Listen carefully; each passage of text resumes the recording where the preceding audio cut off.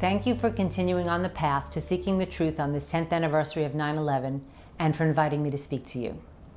My name is Laurie Van Auken. On September 11, 2001, my husband Kenneth went to work at Cantor Fitzgerald in the North Tower of the World Trade Center.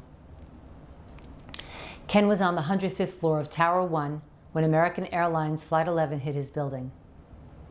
He left a message that began with "I love you" and went on to let me know that he had felt the building get hit by something. Ken didn't know if he would get out. Essentially, he was calling to say goodbye. I knew that my husband had survived the initial strike, but that's all I knew. While I sat in utter shock from what I was watching on television, I continued to hope for a glimpse of Ken somewhere in the chaos of people running and jumping from buildings. At some point, President Bush was shown sitting in an elementary school class listening to a story about a pet goat. This footage was in a split screen with a video of the World Trade Center that had smoke billowing from a plane-shaped hole. I clearly remember trying to will Mr. Bush to get up and do something, but even after Andrew Card whispered something in his ear, he just continued to sit there. That was my first clue that something was not quite right. Shouldn't the commander-in-chief have a more important job to do while planes are crashing into the World Trade Center than listening to an elementary school class reading lesson? Wasn't the President of the United States himself a potential terrorist target? I thought of my own kids and worried that the children in that Florida school were in harm's way if President Bush was a target. As I continued watching the most unbelievable drama I had ever seen, the World Trade Center building started crumbling and crashing to the ground. The building that was hit first, my husband's building, remained standing as the South Tower, which was hit second, fell. I thought, how did the South Tower get hit in the top corner of the building without that piece of the building falling away from the rest of the structure as you would expect it to? Suddenly, Ken's building exploded into dust as I watched, and people tried to run away from the gigantic wall of smoke and debris that seemed to follow them down the street. Really? Steel-framed skyscrapers could disintegrate just like that? As the news spread, our friends and family members seemed to appear from nowhere to sit with us while we waited for the news about Ken's whereabouts and condition. That first night, I got almost no sleep and made hundreds of phone calls to New York City and New Jersey hospitals, as well as the Red Cross, hoping to find my husband alive somewhere. We didn't find out how much our lives would change until 2 days later, when Howard Lutnick, the CEO of Cantor Fitzgerald, appeared on TV. That's when we learned that Ken didn't get out, that no one in the building above the impact of the airplane had gotten out alive. The sadness and horror that shrouded my family after September 11th cannot possibly be conveyed to you. Before long, the gnawing questions started overwhelming me. I wasn't eating or sleeping very much, and instead, I found myself hunched over my computer in my basement, reading and researching every 9/11 related article that I could get my hands on. Mindy Kleinberg and I live in the same town, and our husbands work for the same company, but we had never met prior to September 11th, 2001. Right after the tragedy, a mutual friend introduced us. Mindy and I began attending a support group that the families affected by Pan Am 103 Lockerbie had set up for the 9/11 families. There we met Bob Minetti, who had lost a child in the crash of Pan Am 103. At another meeting for 9/11 victims' family members, we became acquainted with Patty Casaza and Kristen Breitweiser. We began emailing each other about questions we had. Soon we would learn that there would be only a congressional investigation and only into the intelligence failures that led to 9/11. But by then we knew that every governmental agency had failed us on September 11th. NORAD, the FAA, the DOJ, etc., in addition to the FBI, CIA, and NSA. We wanted an investigation into all of the actions and failures that had led to the deaths of our loved ones and so many others on that horrible September day. Many people couldn't, or more likely didn't want, to hear the difficult questions regarding 9/11 that were emerging. But Bob Minetti listened and encouraged us to go to Washington, D.C. to ask for a comprehensive investigation.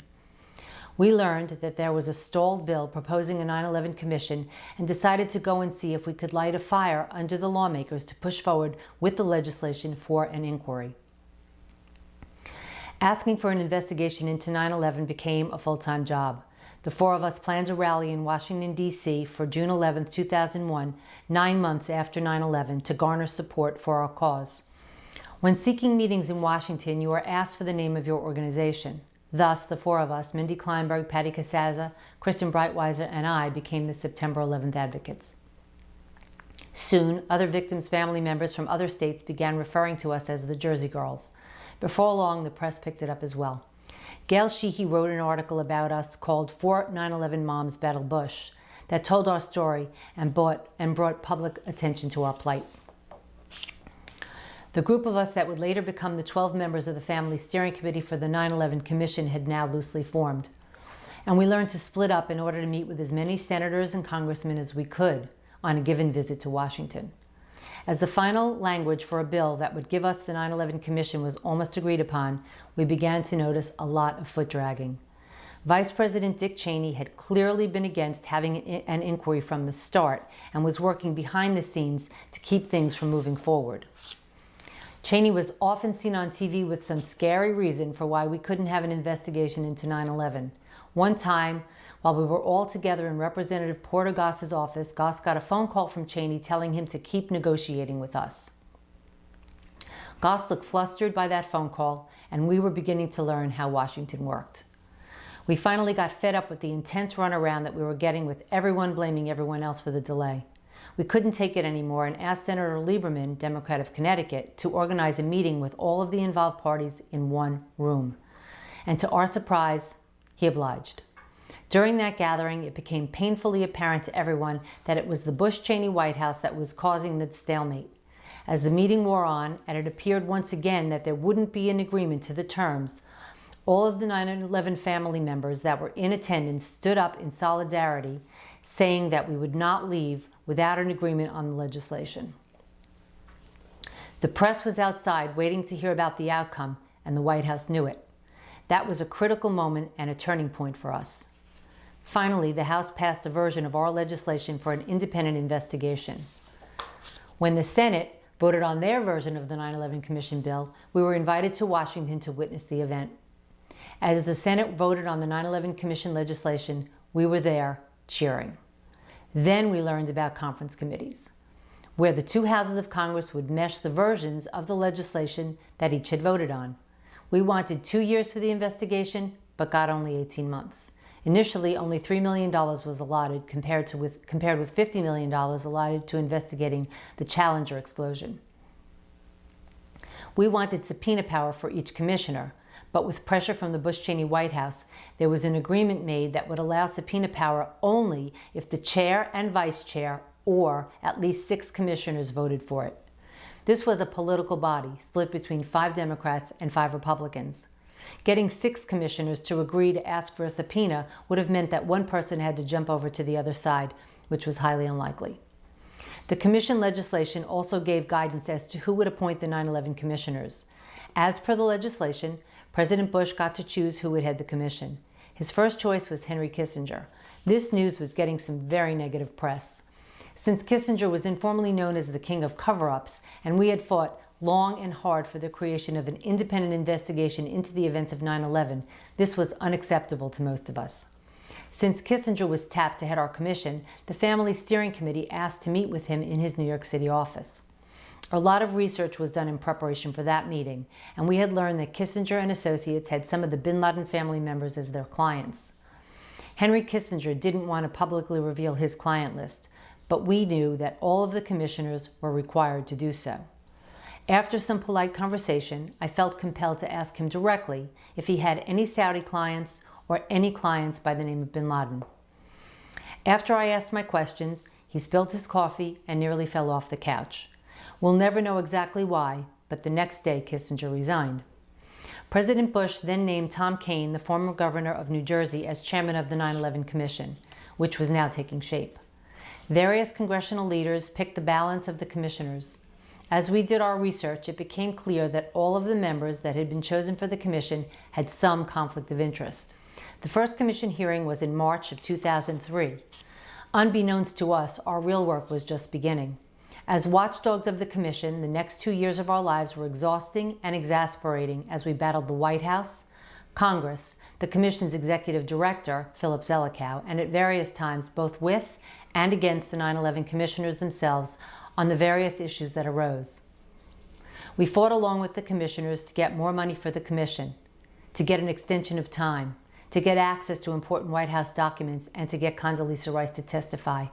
We battled against the commissioners, trying to get them to subpoena recalcitrant witnesses and agencies, and were outraged when we learned they were using minders in interviews.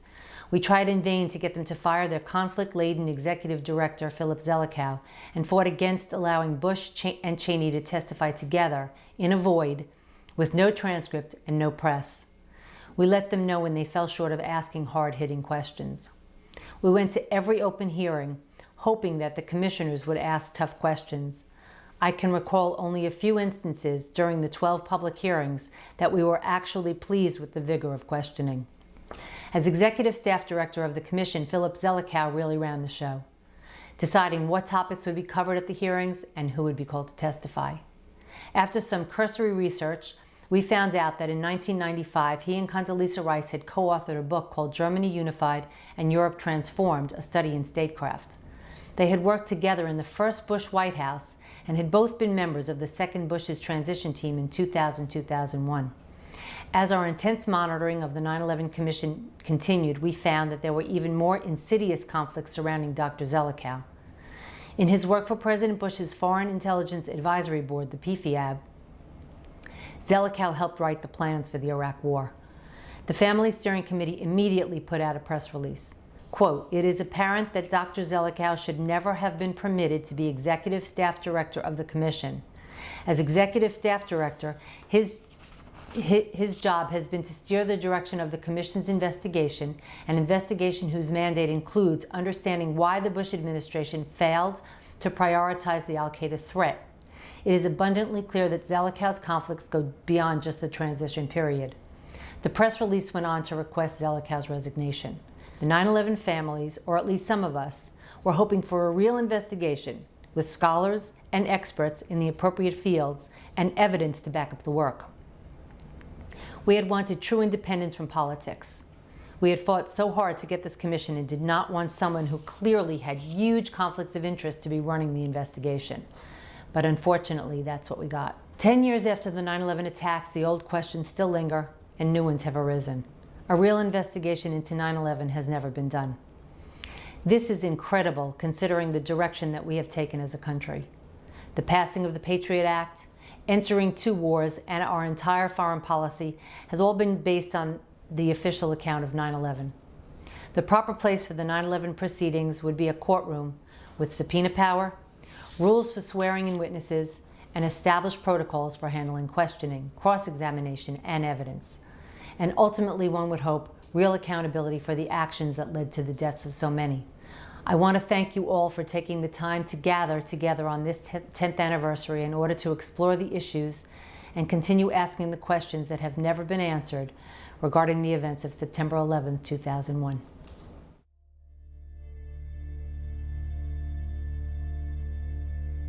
I define SCADs as concerted actions or inactions by government insiders intended to manipulate democratic processes and undermine popular sovereignty.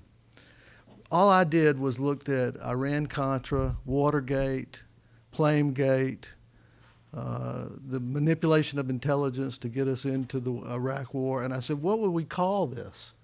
What should be the name of this phenomenon? And that's how I came up with this concept, state crimes against democracy. It tells us a lot that we didn't have a name for it. These used to be called high crimes or treason, but those terms have lost currency. I want to say SCAD's not another name for conspiracy theory. Conspiracy theories are allegations, suspicions. They're suspicions that public officials themselves do not endorse. And basically they're saying unless this is investigated and confirmed by an official study, then it's a conspiracy theory. The SCAD concept is a type of crime. The conspiracy theory is trying to get us not to talk about that type of crime, and that's what it amounts to. So by naming it, it's an important thing to name it in the sense that it gives us something to be specific about and talk about without being spurned and turned away by the conspiracy theory pejorative label. JFK, John Kennedy, and Robert Kennedy, both assassinated in the 60s. Both brothers. Both assassinated while campaigning. Both shot in the head. But nobody looked at that as a serial crime. Nobody said, in fact, we don't say Kennedy assassinations. We say the Kennedy assassination. And what that means is the President Kennedy. 9/11, we're looking at the events of 9/11, but we tend to not think of 9/11 as connected to the anthrax letter attacks. I call this incident-specific myopia. So it's a nearsightedness. I think of it as driven, we're like victims, we're like abuse victims. These shocking events are so overwhelming, they loom large in our minds, in our perceptions, and we can't see them as if we were above and looking at a bunch of them. We can only just see the one and then see the other. But it is the opposite of the way we think about most crimes. If there was a man who married a wealthy woman and the woman died of a freak accident, and then he married another wealthy woman and she died of a freak accident, we would say, this guy's killing his wives. We would certainly suspect that. We would interrogate him. We want to know, where were you when she died from the freak accident? It would be our automatic response. The TV shows on crime use this constantly. They will look for patterns in crimes to identify the suspect. It's just a normal thing. It's criminology 101. And yet when we look at elite political crimes, we see them one at a time. Even when there are obvious connections, like the Kennedy assassinations or the 2000 and 2004 elections.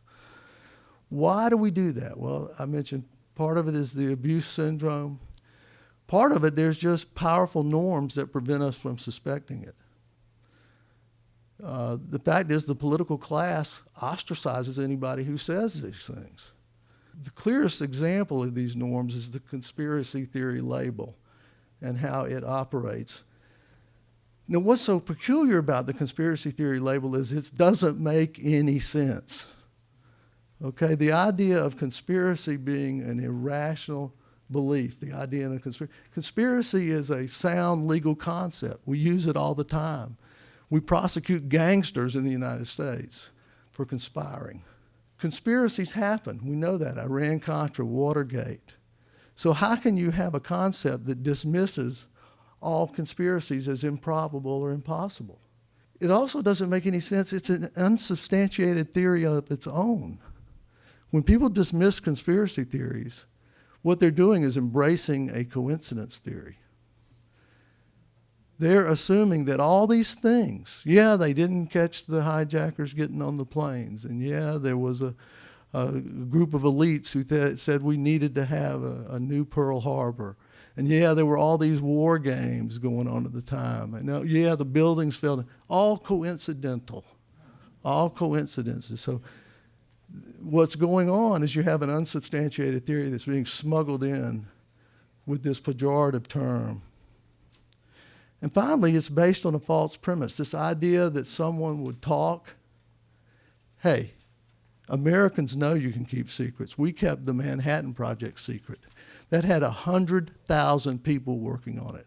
They built 3 cities from scratch. One was the 5th largest city in Tennessee. This word never got out. Get this, when Truman became president, he was not told about the Manhattan Project until he had been in office for over a week. So we can keep secrets. We kept secret our decoding of the Japanese and German secret codes. That was kept secret all through the war.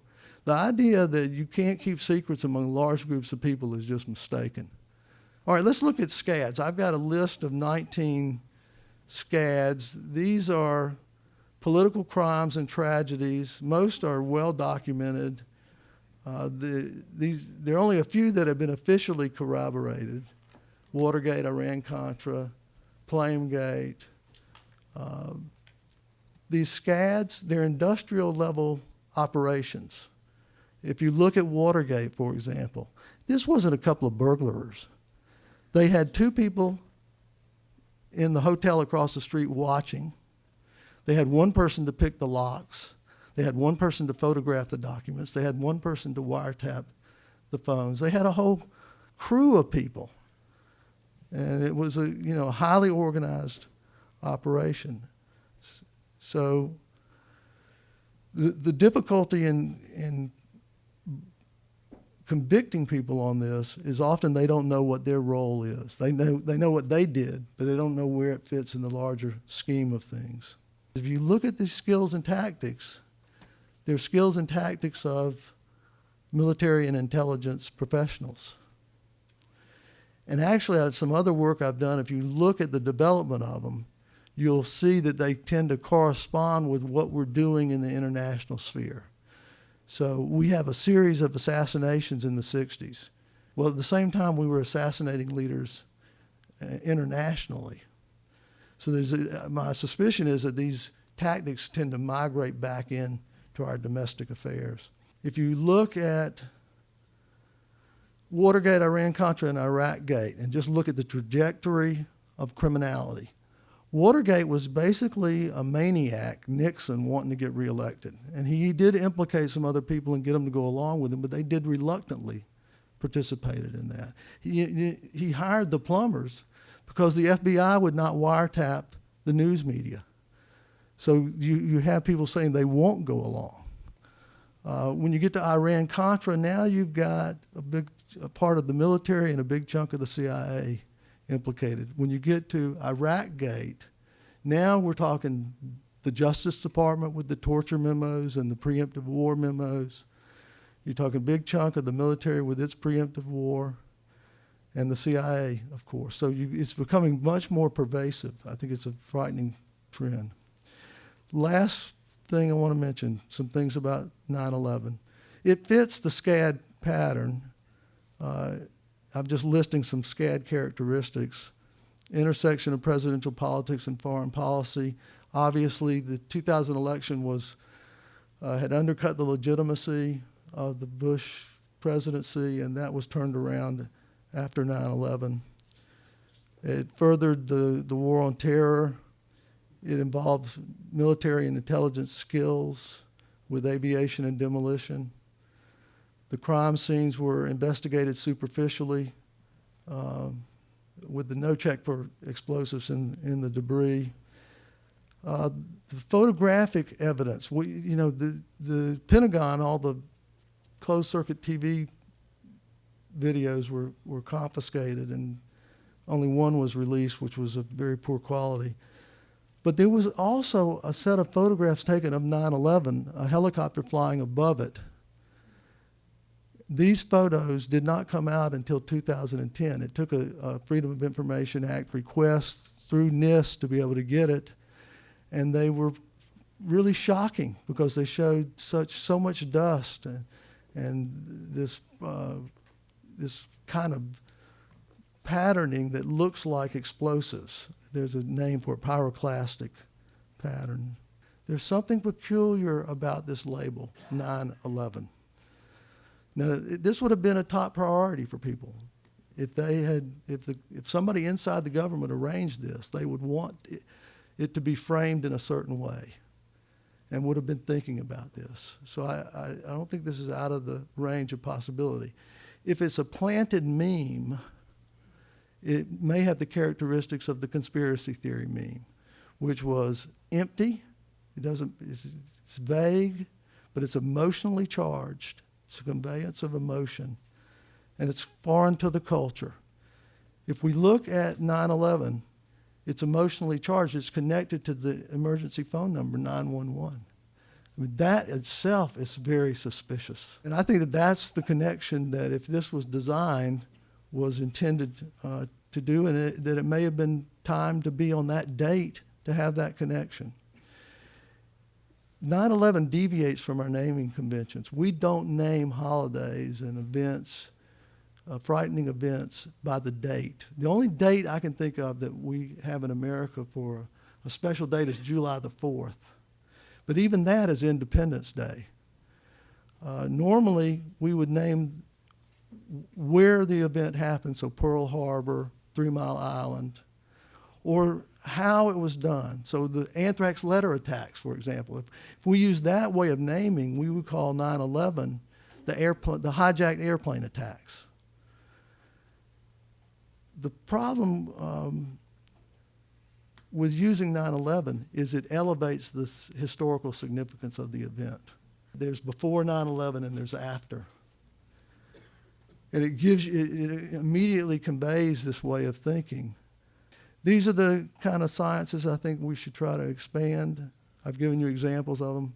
I hope that you'll join with me in doing these, and I appreciate everybody letting me use all their material for my theorizing. Thank you.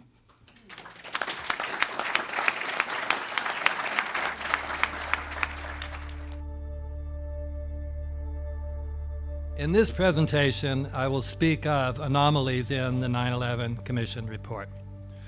By anomalies, I mean features about and in this report that would not be expected on the assumption that the official account of 9/11 is true and the Commission was a truth-seeking body.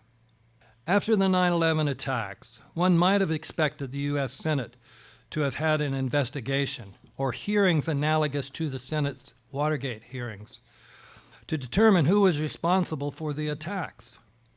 But the Senate Majority Leader, Tom Daschle, acquiesced to an appeal by President Bush and Vice President Cheney that only the House and Senate Intelligence Committees look into the potential breakdowns among federal agencies that could have allowed the terrorist attacks to occur, rather than a broader inquiry that some leaders have proposed.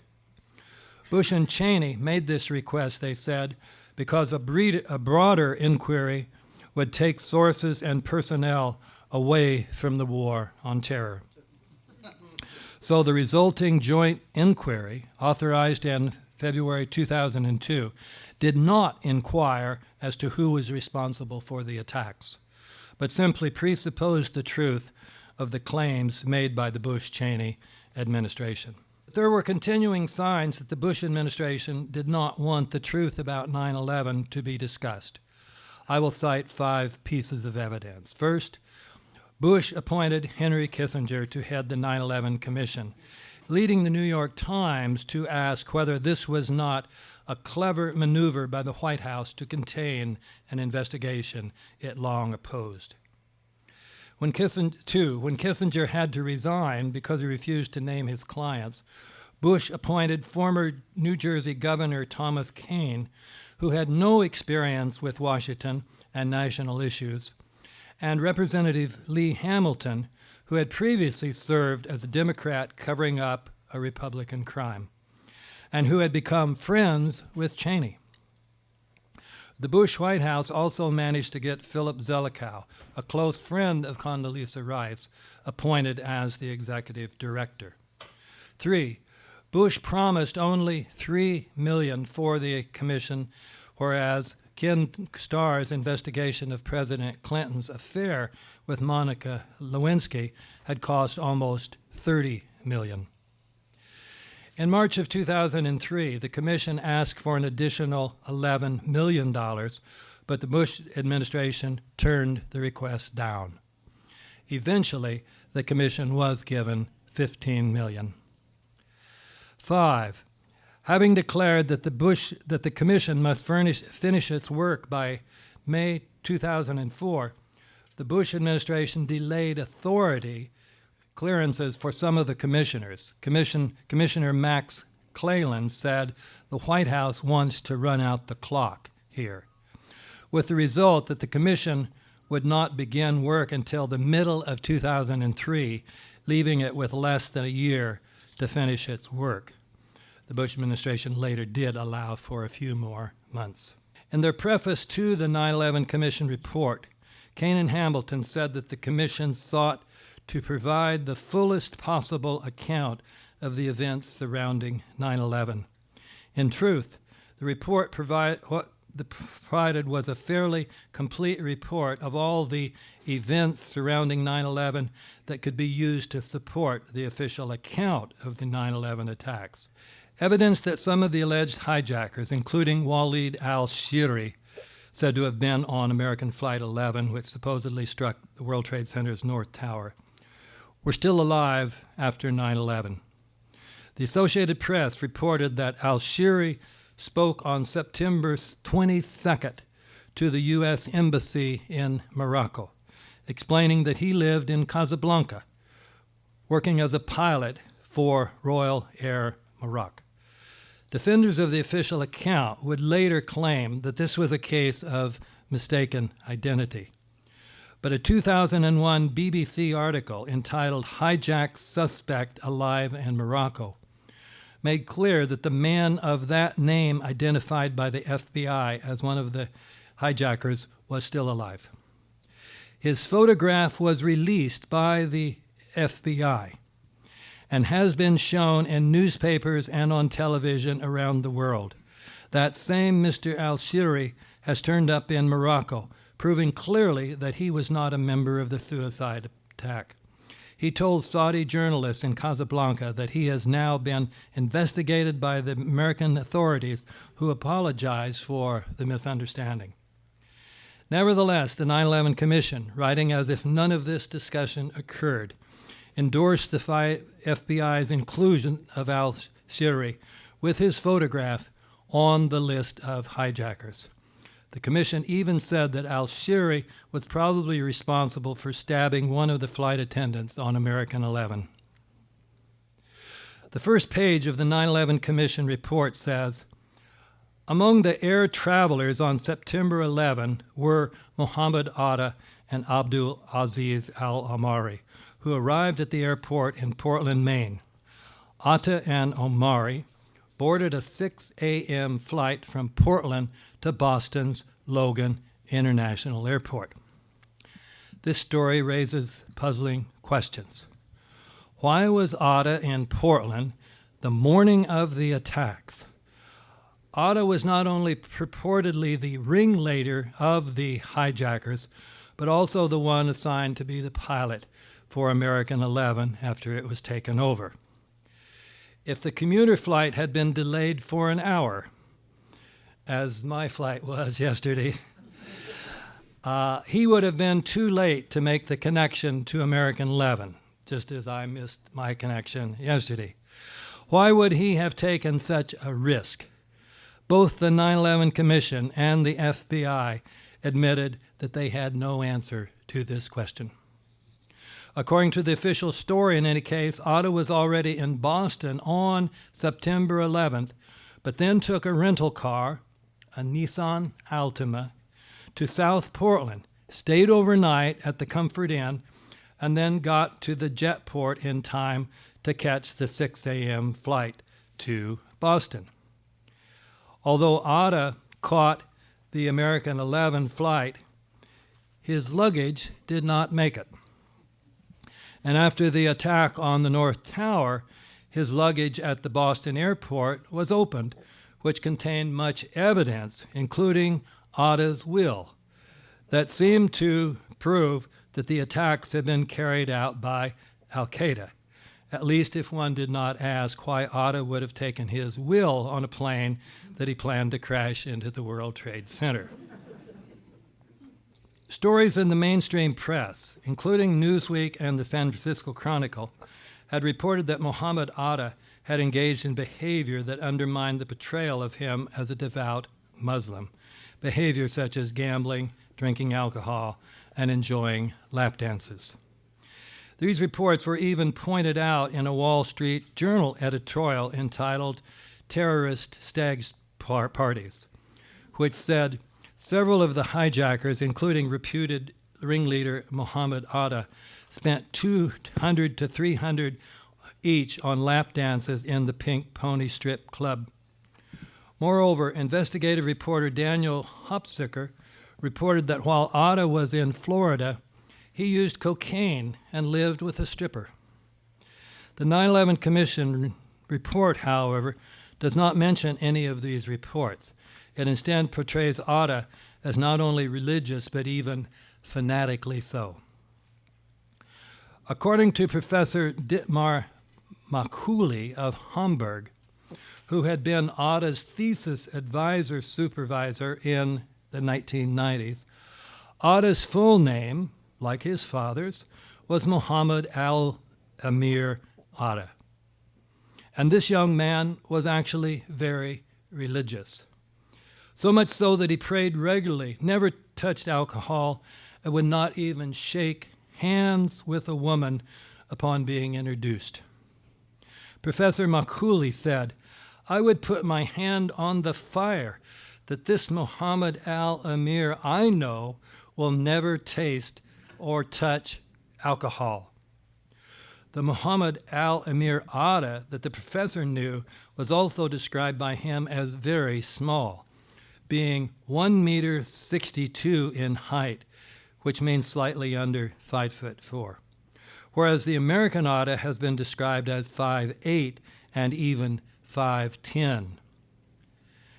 The 9/11 Commission never raised the possibility that the alcohol-drinking, cocaine-taking, lap dancer-paying man going as Muhammad Atta was a different man than the devout Muslim student in Hamburg.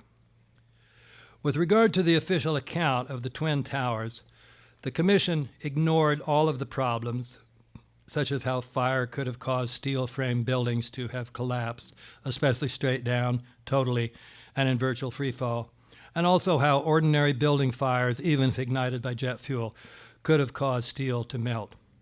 But the most anomalous admission about the World Trade Center was the fact that the Commission did not even mention the fact that World Trade Center 7, which was not hit by a plane, also came down totally. Amazingly, Hamilton evidently did not even know that his report did not mention World Trade Center 7. This fact was revealed in an interview of Hamilton by Evan Solomon of the Canadian Broadcasting Corporation, which went like this. Solomon, why didn't the Commission deal with the collapse of Building 7, which some call the smoking gun? Hamilton, well, of course, we did deal with it. Then, after the conversation had shifted to other topics, Solomon brought it back to this, saying, I just want to clarify something that you said earlier. You said that the Commission report did mention the World Trade Center 7, Building 7 in it. It did mention it or it didn't? Hamilton, the Commission reviewed the question of the Building 7 collapse. I don't know specifically if it's in the report. I don't recall that it is, but it is, Solomon, I don't think it was in the report. Hamilton, okay, then I'll accept your word for it.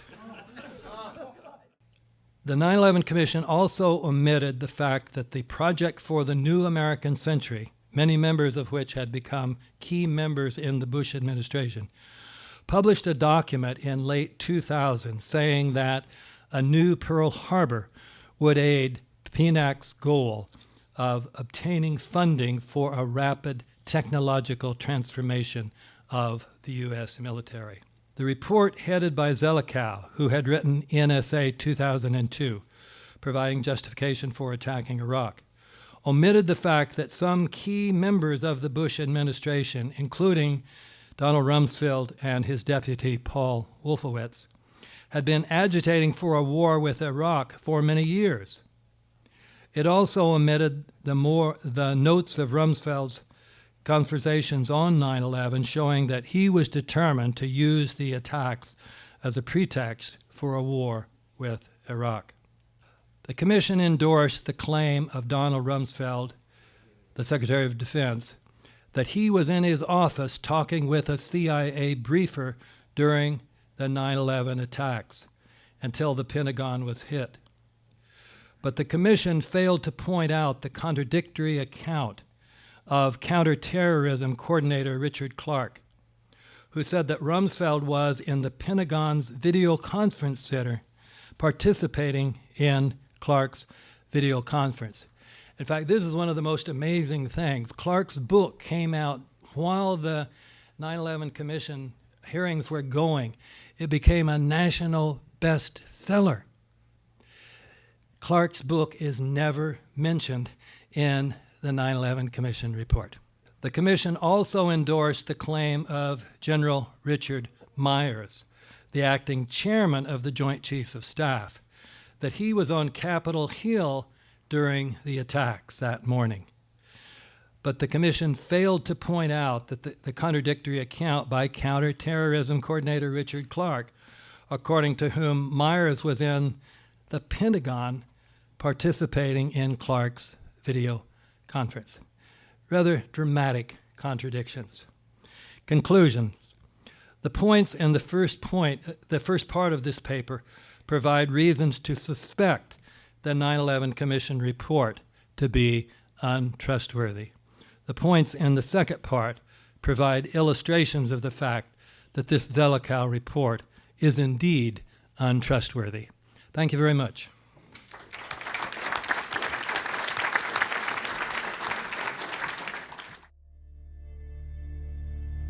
Today I will discuss evidence related to the official investigations conducted by the National Institute of Standards and Technology, or NIST, whose reports comprise the final official explanation for what happened at the World Trade Center on September 11, 2001. Before we get to the reports, however, let me mention that the first pertinent point to consider is the low probability that the only 3 instances of a skyscraper suffering global collapse due to fire occurred all on the same day in the same place. There have been many raging building fires, much worse than existed in any of the World Trade Center buildings, but no global collapse has ever resulted from those fires. The U.S. government has told us that it was the fire that destroyed all 3 buildings at the World Trade Center. We can see from these photos that the towers appeared to have exploded, starting at the top and then going all the way down. Also, high-velocity bursts of debris shot out from 10 to 30 floors below the collapsed front. At the top of each tower, the debris appeared to shoot upward and outward as much of the solid structure turned to dust. This is counterintuitive to the idea that the building was being crushed downward. Some large steel column assemblies were shot outward for hundreds of feet. Many of us have asked ourselves, is this what it looks like when a building is softened or weakened from fire? NIST made the point that in no instance did they report that steel in the World Trade Center towers melted due to the fires. The melting point of steel is about 1,500 degrees Celsius. Normal building fires and hydrocarbon fires generate temperatures much lower than that. NIST reported maximum upper layer air temperatures, that's air temperatures, of only about 1,000 degrees Celsius. In other words, diffuse hydrocarbon fires such as these cannot produce temperatures high enough to melt steel. Unfortunately, many prominent media and political figures have suggested that very thing and continue to do so. The fire resistance of tall buildings like those at the World Trade Center is ensured through testing of samples prior to construction. My former employer, Underwriters Laboratories, tested and certified the fireproofing used in the World Trade Center towers, as seen in this quote from the company that manufactured the fireproofing. UL tested the steel components used in the World Trade Center towers to meet the 1968 New York City Fire Code. That meant that the column assemblies had to withstand 3 hours of intense fire, and the floor assemblies had to withstand 2 hours of intense fire in a test furnace. And of course, the biggest problem with this is that one of the towers failed in 56 minutes. Here's the fellow that told me about this testing, Loring Knobloch, who was the CEO when I worked there. He later wrote to me and a few others saying, "We tested the steel with all the required fireproofing on it, and it did beautifully. As we do not do follow-up service on this kind of product, we can give only an opinion on the test sample, which was indeed properly coded, and we tested the code requirements, and the steel clearly met those requirements and exceeded them." And as I said, UL later participated in the NIST World Trade Center investigation, which was a clear conflict of interest.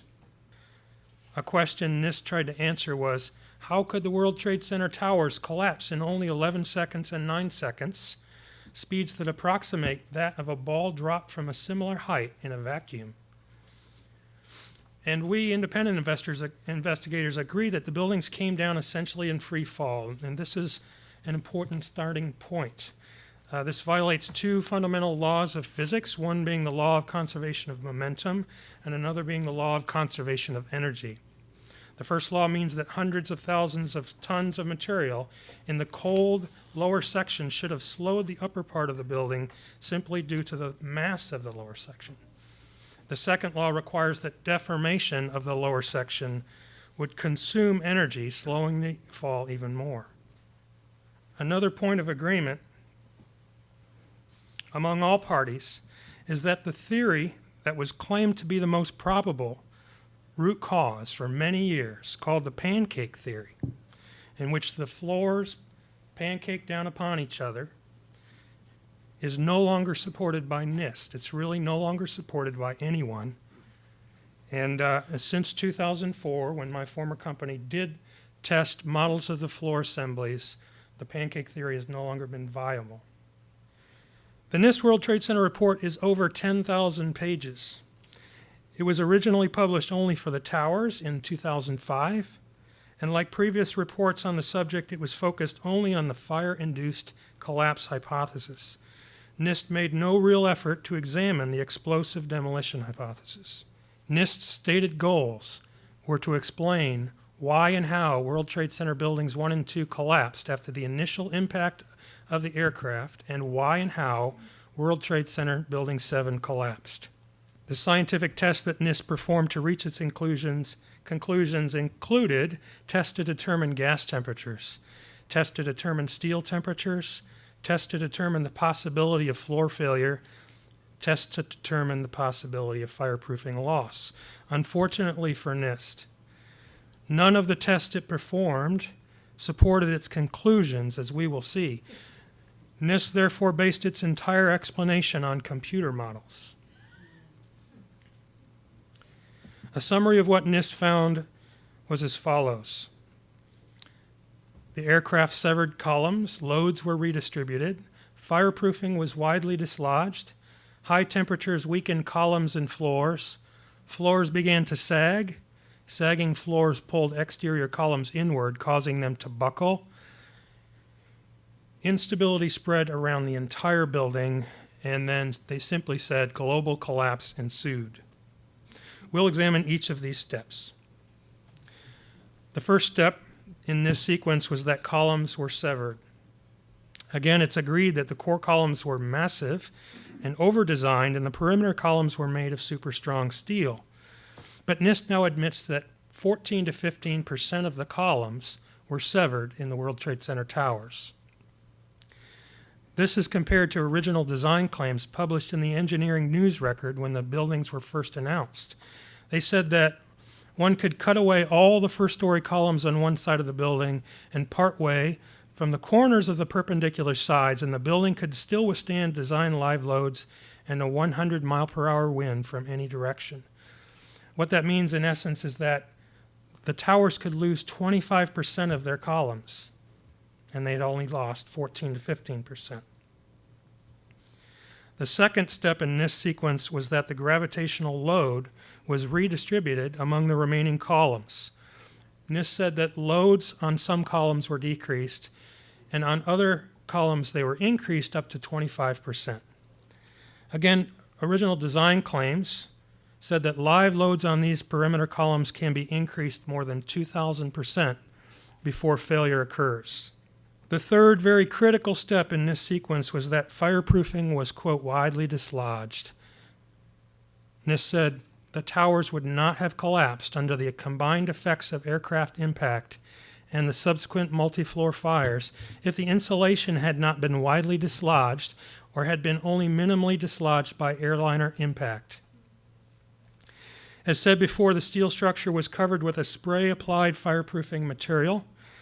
There were requirements for the fireproofing to have a certain bond strength, and those requirements were met. In the center and right photo below, you can see how the fireproofing was applied to the columns and underneath the floor assemblies. The test that NIST performed to establish the critical fireproofing loss involved a total of 15 rounds from a shotgun at steel plates and bars. Here you can see photos from the NIST report of the results of these tests. But NIST did not explain how a Boeing 757 airliner could be converted into many thousands of shotgun blasts, which would need to be pointed in all directions to shear off the fireproofing.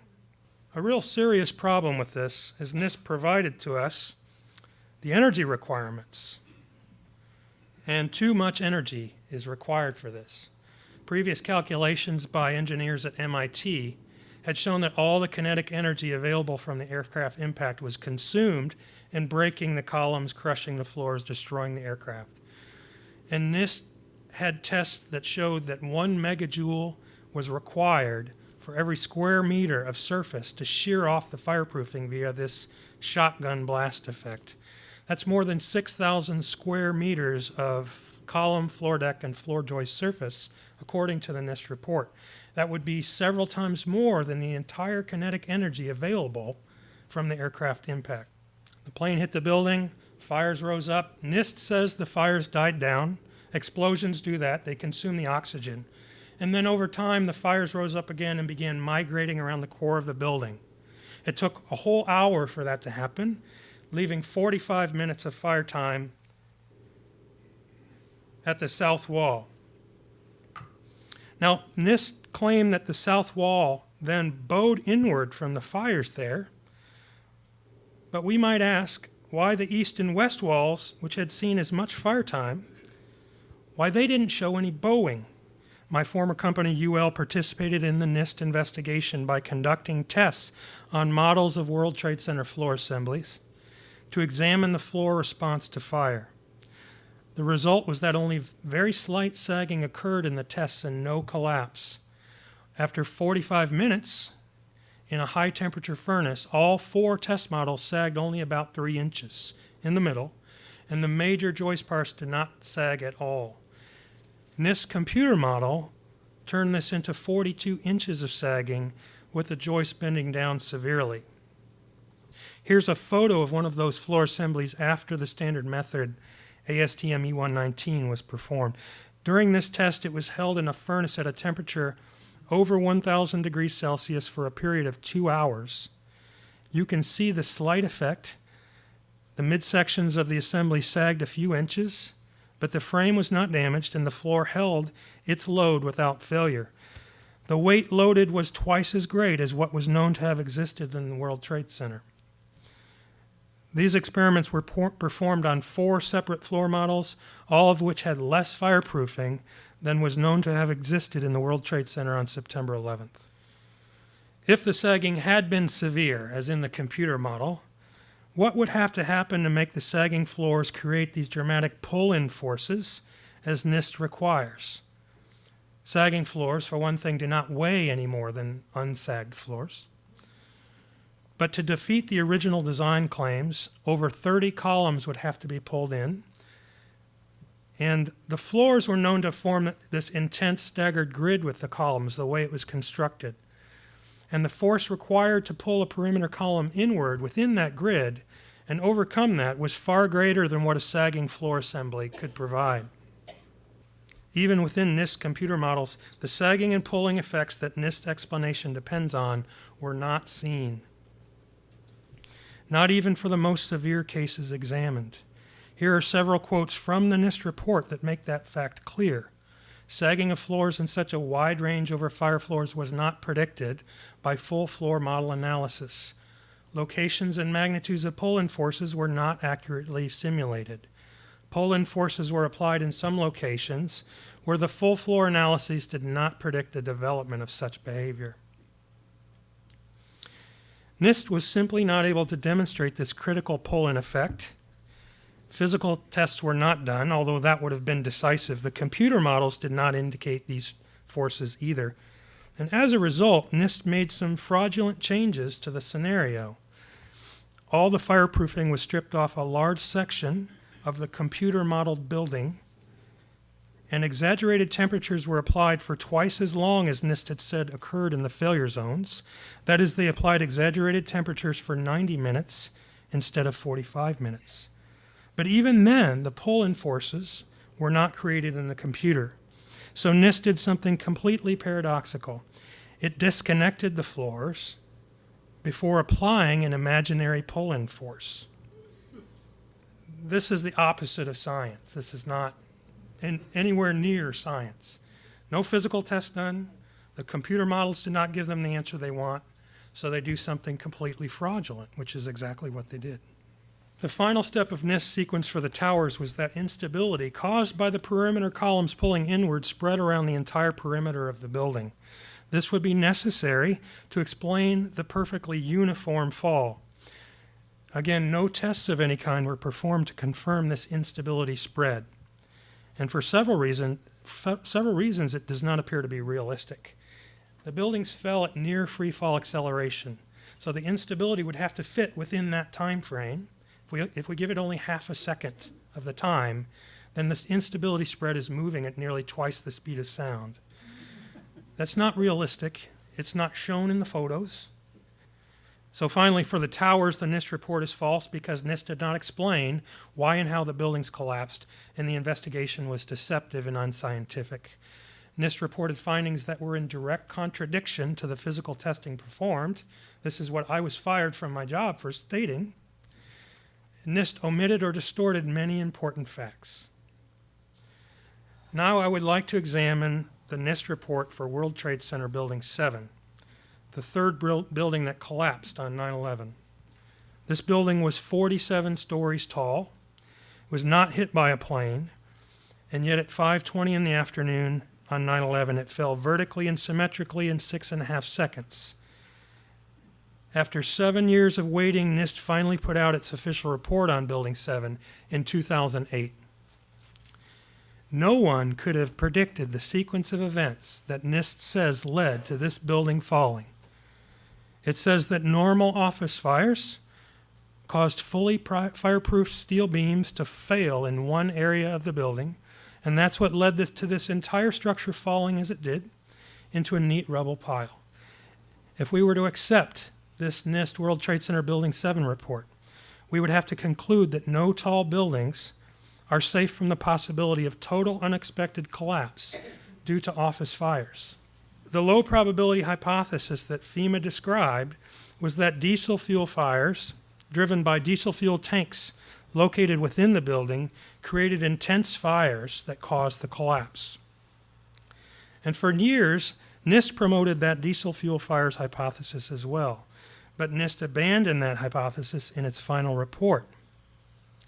NIST said diesel fuel fires did not play a role in the collapse of Building 7. NIST also suggested for years that the damage caused by falling debris from the North Tower was a root cause of the collapse of Building 7. Ultimately, NIST gave up on that hypothesis as well, saying other than initiating the fires in Building 7, the damage from the debris from North Tower 1 had little effect on initiating the collapse of Building 7. And contrary to some media reports, the building design was not an issue either. One serious problem was the destruction of evidence. The U.S. House Committee on Science reported that in the month that lapsed between the terrorist attacks and the deployment of the FEMA team, a significant amount of the steel debris was removed from the rubble pile, cut into smaller sections, and either melted at a recycling plant or shipped out of the U.S. Some of the critical pieces of steel were gone before the first FEMA team member ever reached the site. This is in violation to our national standard in the United States, at least, for fire investigations, which says that it is essential to prevent the destruction or removal of evidence. Another serious problem is that NIST was stumped for years. Now, they told us in 2006 that their lead investigator, Shyam Sunder, told New York Magazine that he didn't know. He's had trouble getting a handle on Building 7. There's a problem here because the new Building 7, which is taller, built in the same site, was completed in 2006. You would think they would want to know what happened to the first one. And 2 years later, they said they did know. They said it's no longer a mystery. the same man, Shyam Sunder, the lead investigator. It's all about science, and the obvious stares you in the face. So we'll take a look at NIST's final theory now and discover for ourselves whether or not it's obvious, but we should remember that it's entirely computer-based. NIST did no physical testing at all to support its Building 7 report. Here are the basics of the NIST explanation for what happened to Building 7. The fact is they're saying that fire-induced thermal expansion of the floor system surrounding column 79 led to the collapse of floor 13, which triggered a cascade of floor failures. In this case, the floor beams on the east side of the building expanded enough so that they pushed a girder spanning between two columns, and this caused the girder to walk off its seat. You'll see more in detail. But basically this, here in the lower left, you see a diagram of a beam from the NIST report pushing a girder off its seat. That caused the whole building essentially to collapse. An important point here, when we're talking about floors and the beams below them, is something called shear studs. The NIST interim report from 2004 said that most of the beams and the girders were made composite, or one piece, the floor and the beam, one piece with these studs. In a deceptive turnabout, in their final report, they said that no shear studs were installed on any of the girders.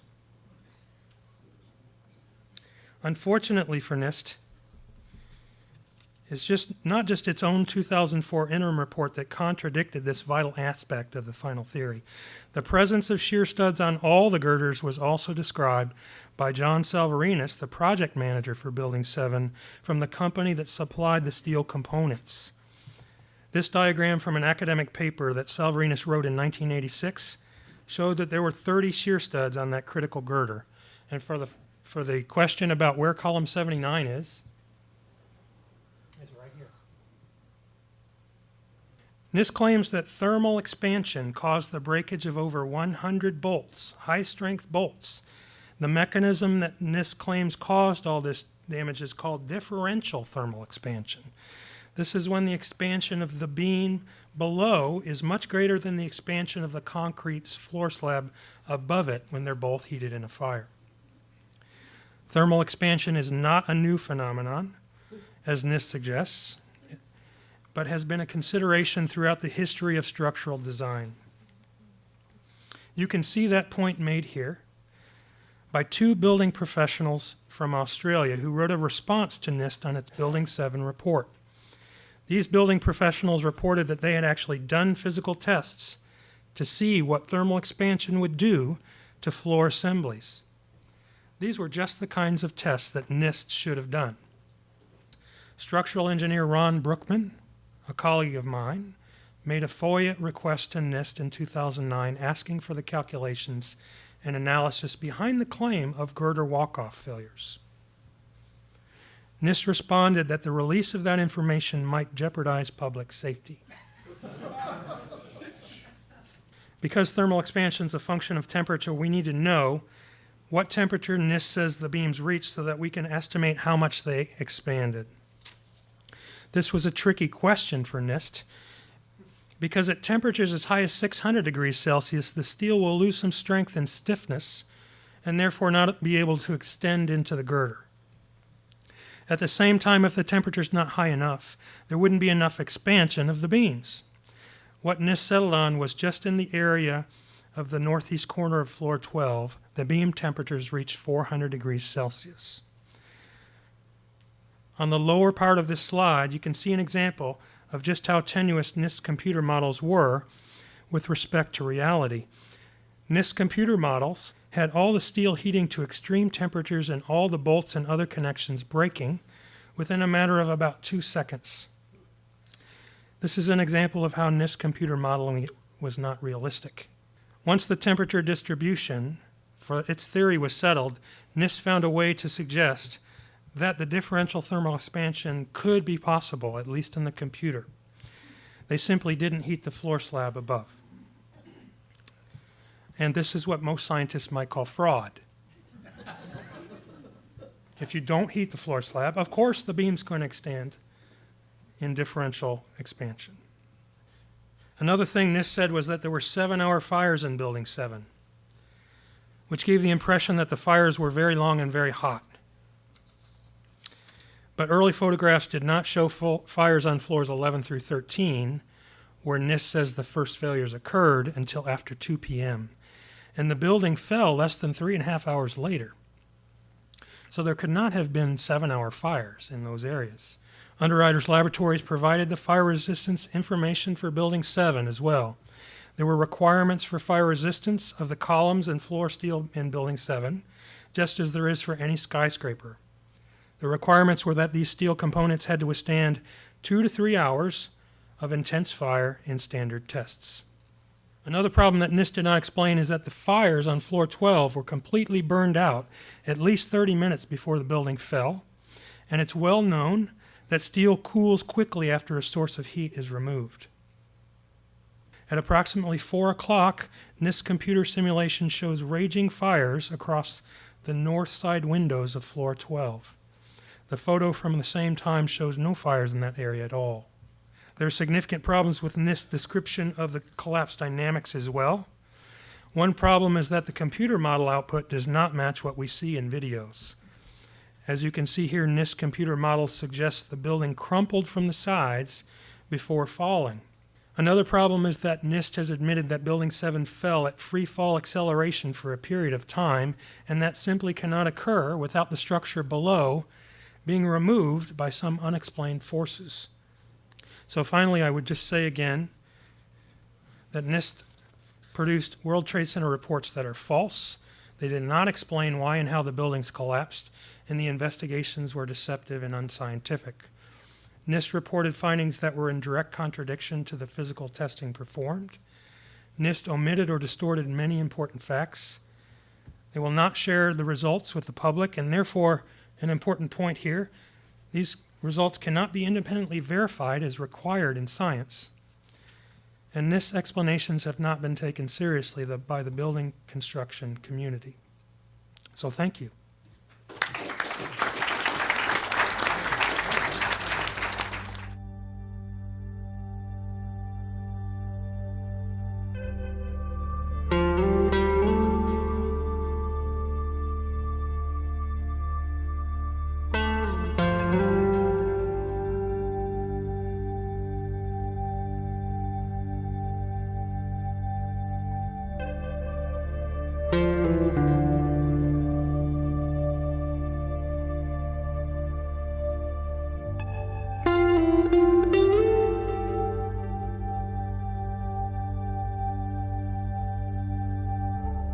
Thank you.